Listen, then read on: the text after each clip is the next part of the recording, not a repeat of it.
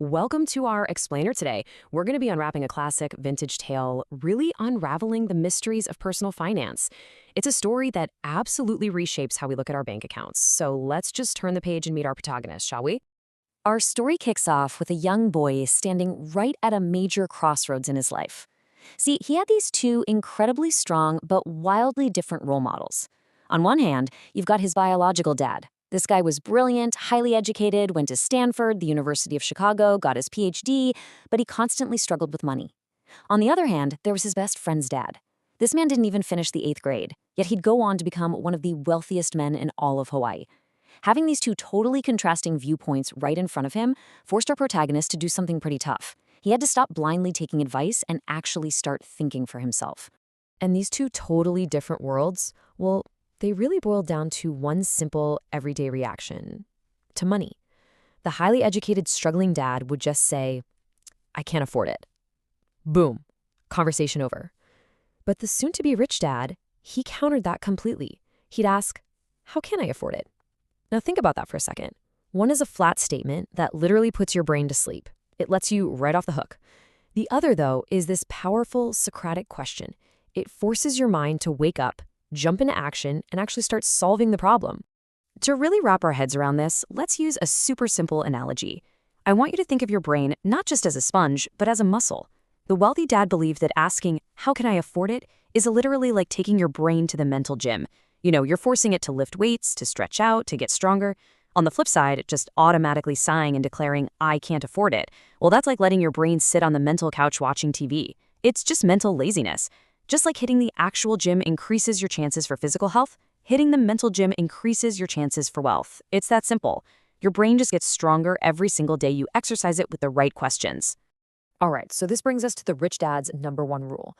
Actually, scratch that. It's really the only rule if you want to build true wealth. And he loved the KISS principle. Keep it super simple. Most folks struggle their entire lives working their absolute tails off simply because they just don't get the profound difference between an asset and a liability. It's like a giant puzzle they can't quite solve. So let's break down exactly how we define them without making our heads spin.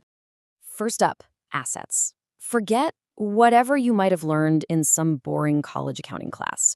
Seriously, throw out the complicated dictionary definitions and all that academic jargon.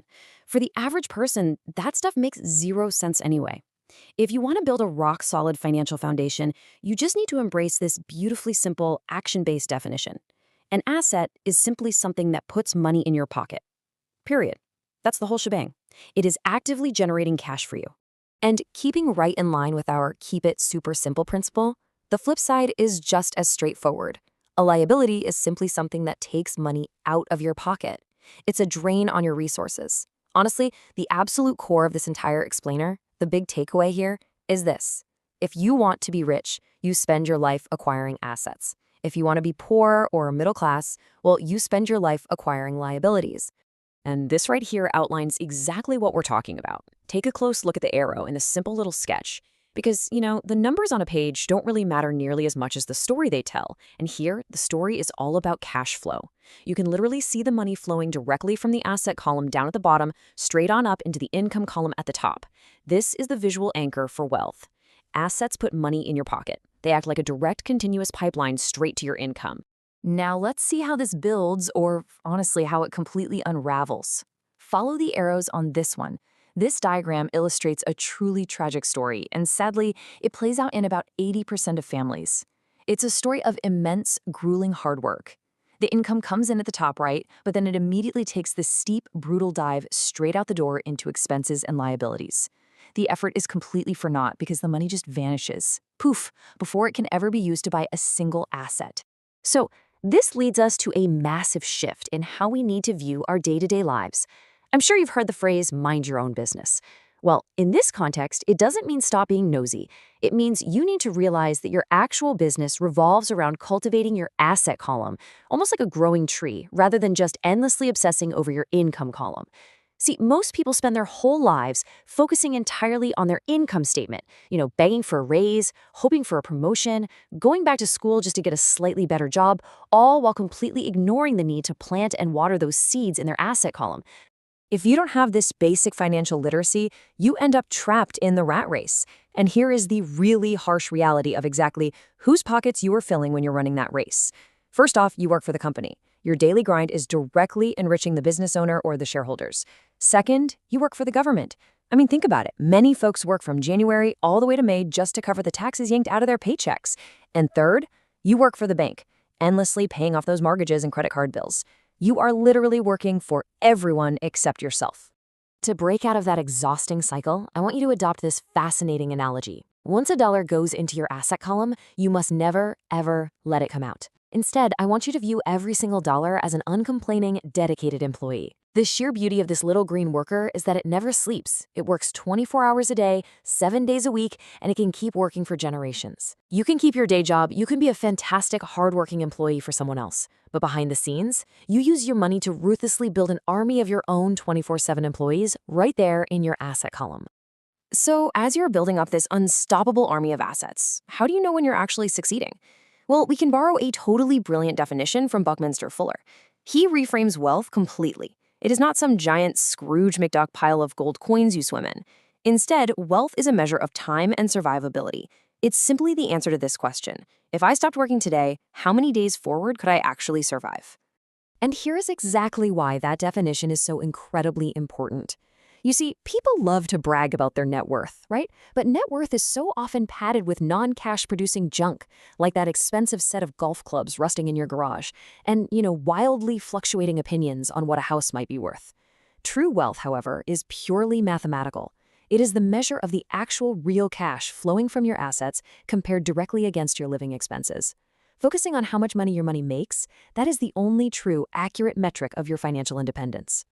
And the leverage you get from having the financial intelligence to build that cash flow, it's honestly mind-blowing. In the source material, there's this really powerful anecdote about someone creating exactly this amount, $190,000, right in their asset column. And you know what the kicker is? It took them just 30 hours of work, plus absolutely no taxes were paid on it. No way, right? But it wasn't magic. It was just a perfect example of money being an agreement, utilizing some incredibly simple math and basic common sense. Literally anyone with a high school education could do it, but most just won't, simply because they're stuck in that old mindset of just work hard and save. Now I know, if the idea of investing to build these assets sounds intimidating, let's soothe that fear with another great analogy. Learning about money is exactly like learning to play tennis. When you first start out, you play hard. You make mistakes and you correct them. You miss the ball, you adjust your swing, and you get better. If you lose a game, you don't just throw your racket and quit forever, right? No, you reach across the net, shake hands, smile, and say, "See you next Saturday." Failure and making mistakes are absolutely nothing to be terrified of. They are simply a necessary, expected part of the journey to success. As we bring this whole story together, it really all hinges on one tiny but absolutely crucial difference in vocabulary, and that's earned income versus passive income. Understanding the gap between money that you work for and money that is actively working for you changes the entire trajectory of a human life. It is literally the difference between running on a treadmill forever, sweating and getting nowhere, and building a powerful engine that propels you forward even while you're fast asleep. And so we close our storybook today with a final, pretty provocative question. You have been given two amazing gifts, your mind and your time. Every single day, with every single dollar bill that enters your hand, you and only you have the power to determine your destiny. So what's it going to be? Will you spend it foolishly and choose to be poor? Will you blow it on liabilities just to temporarily look rich to your neighbors? Or will you put that dollar to work in your mental gym, buy a true asset, and choose wealth? The choice is entirely yours. Thanks so much for joining me on this explainer today, and I'll see you next time.